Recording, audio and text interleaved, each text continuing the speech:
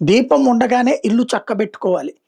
లోకేష్ విషయంలో అదే ముఖ్యం. ఈ ఇప్పుడు ఇదొచ్చేటప్పటికి July, August, September, October, November, December. ఈ ఏడాది ఎండింగ్ లోపు తనకి ఒకవేళ ముఖ్యమంత్రిని చెయ్యదలుచుకుంటే ఖచ్చితంగా ఏడాది ఎండింగ్ లోపు చేయాలి.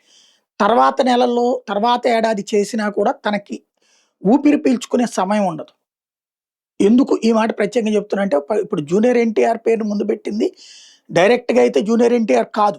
కానీ అతన్ని ముందు పెట్టి కథ నడిపించాలనుకున్న వాళ్ళ వెనకాల లోకేష్‌ని ఇబ్బంది పెట్టే ఉద్దేశ్యమే ఉంది.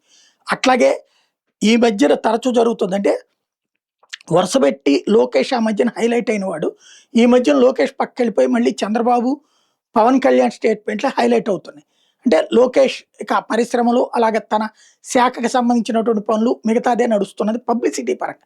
మిగతాది మామూలుగా అయితే ప్రభుత్వం అంతా ఆయనే నడుపుతున్నాడు అన్నటువంటిదే ప్రజలందరికీ నమ్మకం. అయితే ఇక్కడ జరుగుతున్నది ఏంటంటే ముఖ్యమంత్రి పదవి ఇప్పుడు ఒక అఖిలేష్ యాదవ్ అయితే వాళ్ళ నాన్నతో పాటు ఆ టైంలో ఉండగానే పవర్ తీసుకోవడం ఉపయోగపడింది. బట్ అట్లా తీసుకొని ఉదయనిధి స్టాలిన్ ఏమయ్యాడు, కేటీఆర్ ఏమయ్యాడు, అవకాశం ఉన్నప్పుడు తీసుకున్నటువంటి రాహుల్ గాంధీ ఏమయ్యాడు అన్నటువంటిది గమనించుకోవాల్సి ఉంది. దీపం ఉండగానే ఇల్లు చక్కబెట్టుకోవాలి. అధికారం ఉన్నటువంటి సందర్భంలోనే వారసత్వాన్ని అప్పజెప్పగలిగితే అది లోకేష్కే కాదు తెలుగుదేశానికి ప్రయోజనం.